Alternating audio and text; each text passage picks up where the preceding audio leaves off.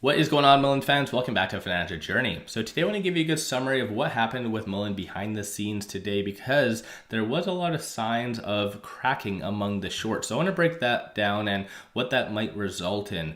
Over and above that, last night I kind of did go down the rabbit hole a little bit researching Mullen, and inadvertently I did find something that hopefully will be able to shut up a lot of the bears. So I'm going to go over all the stuff you need to know. Make sure you guys hit that thumbs up and subscribe. I always greatly appreciate that. And with that, let's get right to it.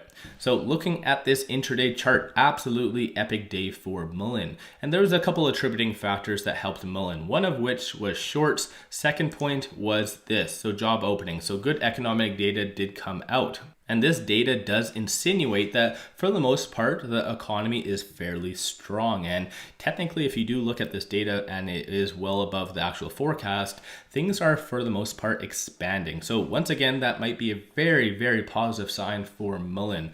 And over and above that, like I said, shorts was one factor why it went up as much as it did. So I want to give you a good breakdown of this. And to start off, short score is currently 80, utilization is 100%. And keep in mind, I've been bringing up utilization being 100% for a while now. And if you ever do see, for instance, utilization at 100% and shorts are still increasing, that does mean that is now naked shorting. So that is a very risky aspect coming from shorts, very bold, but once again, coming from a Mullen investor, that is just going to help in a very epic squeeze. So that's just a little bit more of a FYI behind the scenes, but shorts did return 3.32 million shares today, bringing the grand total to 179.41 million shares being shorted. Short interest is currently 12.07. Cost to borrow for the most part has gone down, so the average is 206.03%. Max is 327, whereas last couple of days it's been around 700%, give or take, and I believe it did actually hit 1000% right before the new year as well. Cost to borrow minimum is 84% as well. So that's gone down a little bit, but still fundamentally, this could have a very epic squeeze. And so when it comes down to it, this is a very big sign of cracking. And even more so looking at the borrowed shares versus returned shares, this is definitely first thing in the morning. It goes to show that the shorts are scared. And this all happened right here pre-market. So before even this data did come out, shorts were starting to cover. Again, behind the scenes, it shows that shorts are very scared about potentially what could happen with Mullen. Of course, there's a lot of different moving parts when it comes down to Mullen, and a lot of which is very much rumors at this stage in the game. And keep in mind, even though there is a video or whatever it might be out there, unless Mullen does come out with it as far as official PR at this stage in the game, it is just rumors. I'm not disqualifying anything, I just want people to be very much aware of that. But again, I did actually go through and do a little bit more of a deeper dive last night with Mullen, and it was a little bit more of a piggybacking off of this video. So roughly around 4 weeks ago, I did do a video on all of Mullen's patents, and they do have some fairly good patents behind the scenes. But one thing that I was unable to find was a battery patent. And I think this is one of the biggest arguments for bears is how can Mullen have this amazing battery technology, only spent 3.5 million in R&D, but have nothing really to show for it. And like I already said as well, based on this video, there was no patent for the battery. So it really left me kind of scratching my head being like, where the hell is that? And again, behind the scenes, just more of a playing devil's advocate, maybe this is why Mullen's never really gotten it verified, because potentially they don't have rights to it. So that led me to my little bit more of a deeper dive. Of course, I have a lot more to actually go through. I'm trying to focus a little bit more on the actual battery patent on this exact video. Of course, though, there's going to be a lot more to come because I did really uncover quite a lot of positive things. But as far as this video, I did bring up this point, so a lot of their patents that they did have, and it's also listed on their website. So in general, there's a lot of positive things. Even if you do look on here, and this does list all of Mullen's trademarks under Mullen's name. And in general, there's a ton, even some as recent as October 27th, 2022, October 6th, 2022. And you guys get what I'm saying. There is some 2021 ones as far as the 5 and things like that, but there is a lot of potential moving parts. And as I've been saying, I personally feel David is trying to build a very big empire with all of these. For instance, Persona is technically even listed right here, and it's their brain power. It's going to be their company that has a lot of their patents for the technology aspect. But there is some also things behind this company that potentially might be linked to the army just to help them for surveillance and things like that. So this company is going to be very positive, and oddly enough, is actually listed on their website about Mullen. And I've read this, and personally, this whole aspect right here didn't stand out to me. So it goes to show, if you guys take the time to read through exactly what is on Mullen's website, it might tell you a lot of good information that a lot of people might just be passing by. But once again, this isn't necessarily what I'm going to talk about. This is also another interesting point. But going back here, so there's the iGo, which obviously we already know about. The i1, technically this might still be around because this is active. On a side note, just wanted to explain it. Some of these trademarks are actually void. They are listed here, but they are very much void, such as the 𝗖𝗢𝗡𝗘𝗖𝗧. And once again, that's not necessarily what I talk about. I just wanted to give you guys a little bit more of a backstory. What I want to talk about in this video is 𝗖𝗢𝗡𝗘𝗖𝗧 Automotive. And so what does this company actually do, or what do they mean?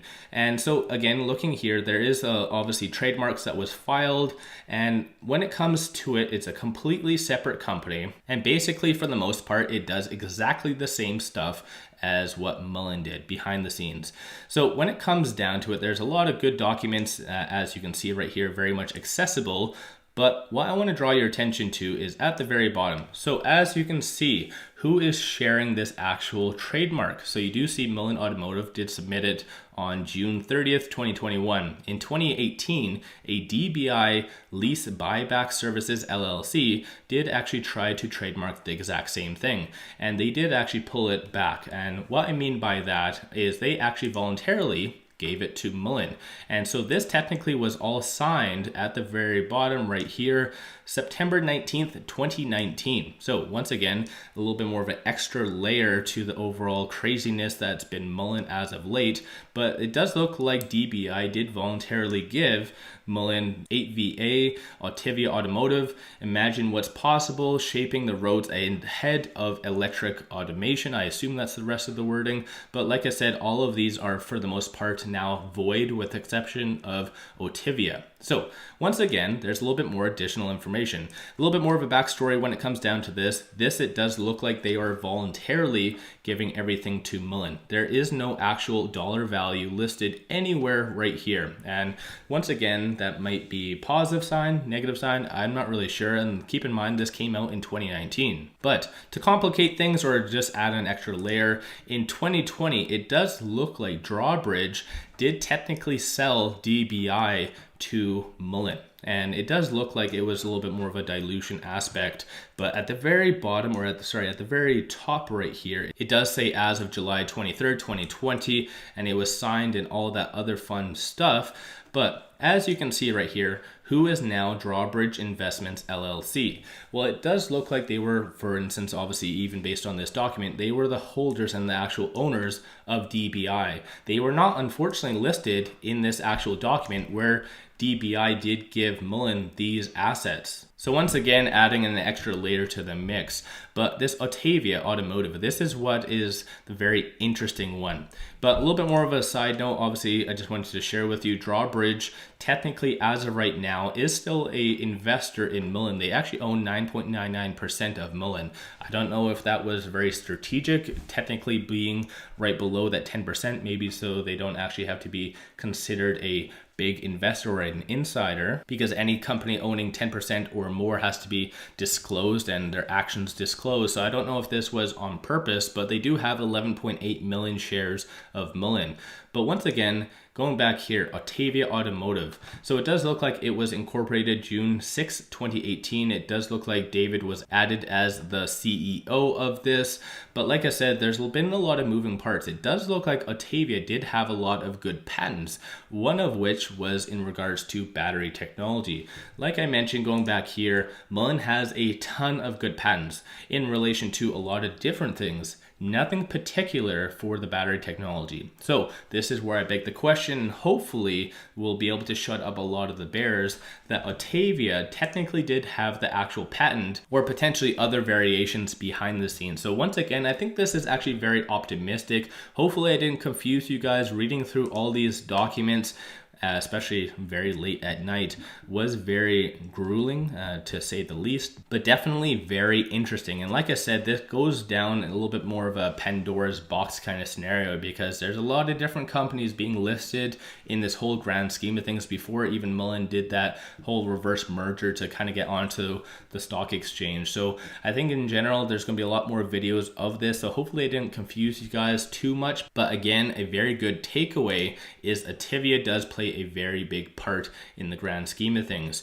And it actually does look like, for as far as what I was able to see, that technically 𝗖𝗢𝗡𝗖𝗧 was listed on some of Mullen's older actual earnings before even these agreements came out. So once again, adding a little bit more of an extra layer to the mix. And technically the CEO of 𝗖𝗢𝗡𝗖𝗧 is now part of Mullen. So as you can see, David, I did bring this actually up in previous videos, but this 𝗖𝗢𝗡𝗘𝗖𝗧, who is the president automotive division of Mullen, he was actually the CEO of 𝗖𝗢𝗡𝗖𝗧. So once again, adding a little bit more of a mix to the overall thing. I have a million tabs open still currently, so my apologies if you guys see a lot of back and forth, because doing a little bit more deeper dive on Mullen is very, very time consuming and very interesting though. But like I said, hopefully this will be able to shut up the bears. And regardless of all of that, let me know your thoughts on Mullen as far as shorts closing out the 3.32 million shares today. But without further ado, don't forget to hit that thumbs up and subscribe. Always greatly appreciated. If you do like my channel and support the growth, take a look at my memberships. Link in the description below, or just hit the join button at the bottom of the screen. With that said, appreciate you guys watching. Let's all make a lot of money on Mullen.